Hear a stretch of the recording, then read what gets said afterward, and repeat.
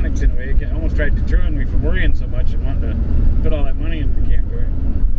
But I didn't worry about it. Well, the thing is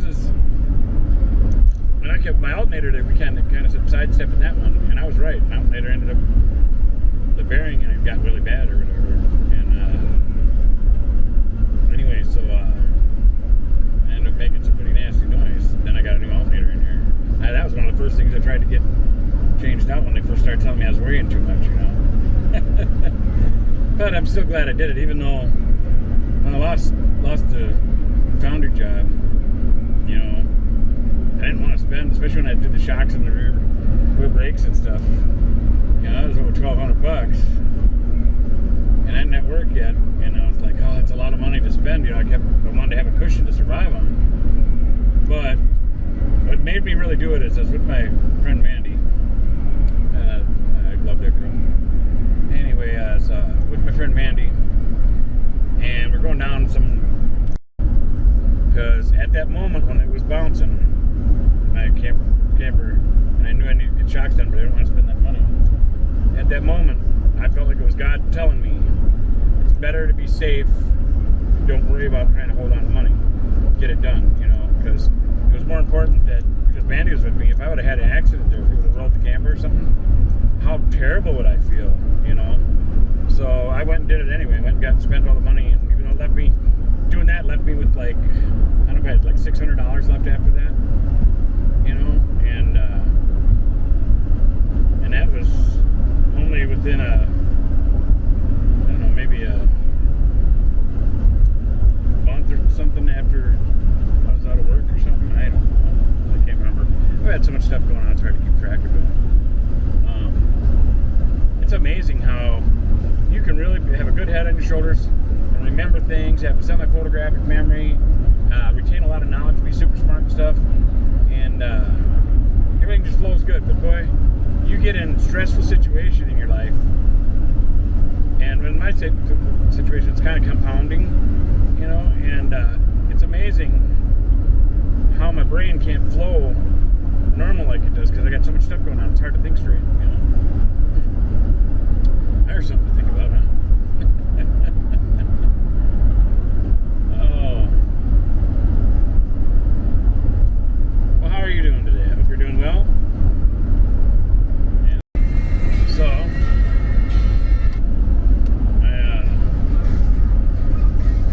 this camera is sometimes frustrating.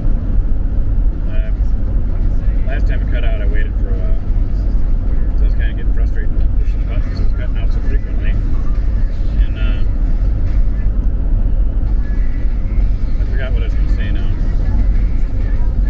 Sorry.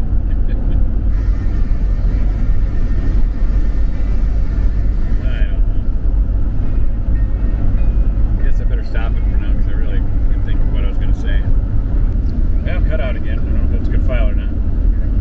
Merry Christmas if this is before Christmas. If it's after Christmas, hope you had a really good holiday. And I'm pretty sure this will be up before New Year's. So happy New Year ahead of time. Oh man, back in time. I want a time machine. No, I don't. Even if I could have a time machine, I guess the only thing a time machine would be good for is for viewing, not for actually taking part in it. Because I wouldn't want to change nothing. Because that could have such a drastic effect, even though I've had a lot of hard times, I value everything I've been through, and all the people I've met. Because there's people I've met that if I didn't have other hard times and things didn't go the way they did, I would have never met those people, So, it still sticks, even though I didn't like none of the hard times. I don't like the hard times I'm going through now, but I wouldn't change it. I know there's a reason for it. It's amazing how wonderful God's design is. In a short little bit here, I'm going to be pulling into this campground that the lady who runs the campground is super awesome people, and I'm hoping she's there and working today, so I can give her a hug and tell her Merry Christmas. She's cool people. She's super awesome. And it would be a nice surprise to her because I know she really likes me too, and I like her, and I like shooting the crap with her, just sitting around and BSing a little bit.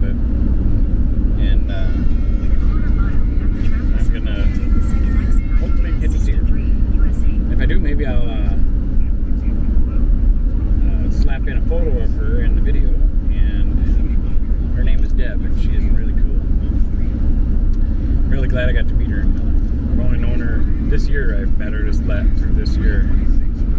So after I lost my job, I met her. So I better stop this so I don't lose this recording. So I think she's there, and I get to see her. Yay! Should be a fun surprise. Well, I got to visit my friend at the campground, Deb. I was there for probably maybe an hour or so. It was really nice getting to flat my gums with her and tell her what's been going on with me and hearing a little bit what's been going on with her. And I know it made her feel good that I stopped in to visit. That way she knows I care enough to go out of my way to come spend some time with her. You know, my karate master told me one time, and you have to excuse my language, it's just the way he said it. He said, you know, all right, that car right there, that guy just backed up right in front of my camper and was coming to knock at my door, so I talked to him for a little bit. His name was Jim, and he asked me about if they let us park here or that, and I told him how I'm really social and I shop in there all the time, spend my money in there, and let him know that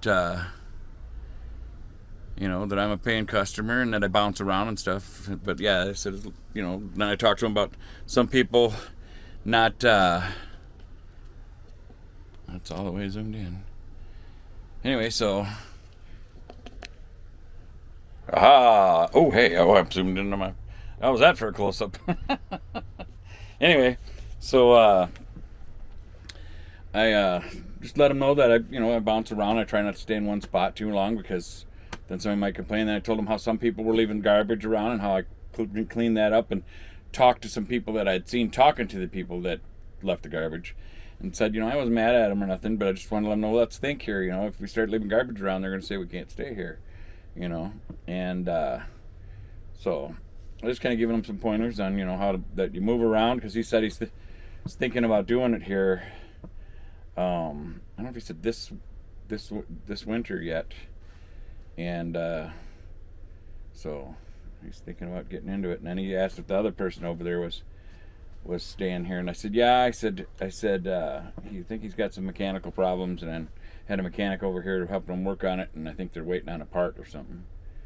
And I just told him how I bounce around, and I'm really social, and so far it's been all right. But if people start leaving garbage around, then they ain't gonna allow it. So I hope that doesn't change, because right now things are already tough enough as it is, and I know I'll get out of this. I know that God's never failed me before. I know that something's gonna happen, something's gonna change, and it's gonna get better. But even when it gets better for me, I still want to be out here helping as many people as I can, and I wouldn't want that to change, even if when things are better for me, or when I get a place for a home base. I still hope this still happens here, where people don't get bothered or chased away when they park here and crash for the night or for the day or whatever. Because I know I've got it better than a lot of people, but some of the people I've seen that were forced into this situation, that are homeless or in their cars or living in their cars or whatever, life's already kicking their butt enough, man, let alone have somebody chasing them away from a parking lot they're trying to get some sleep in, and it just, my heart goes out to them all. I deal with it all pretty well, but I seen a rest area in town here off the side of the freeway, and they were just nasty mean there. They come pulling up to people's cars, right. Guy would drive right up next to their door and get on his PA and be shouting at them to get up and that the police are coming, you can't stay here or whatever, you gotta go.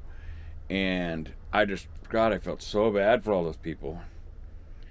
And from that moment I knew I'd never stay at that rest area again. They're just really rude there, and it wasn't taken care of anyway. There's big potholes and everything. It's just, and I understand why they did it. They started having people tenting there and stuff, and the people were leaving garbage around and all that kind of stuff.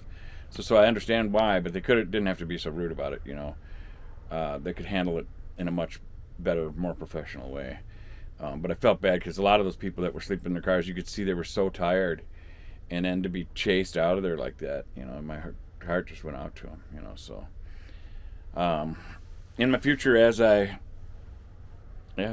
bigger things start happening for me, these are things I care about that I'm going to try to do my best to help. I've got ideas. I got big dreams and ideas of how to maybe build some little tiny home communities and stuff like that in different areas to help out. And I don't know. I just saw a bunch of different ideas I'm kicking around right now on how to help this. But first, I got to get myself up and stable and start, getting business rolling or something. So anyway, thanks for watching, and we'll give you a close-up on the way out to the next clip. Woohoo!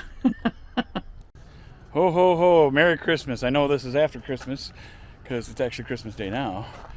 But I thought I'd just do a quick panoramic of what it's like in the Walmart lot on Christmas Day. Ain't nobody around. So, and there's my home. Ta-da! That's my house. Anyway, I gotta say, this has been one of the coolest Christmases I've ever had.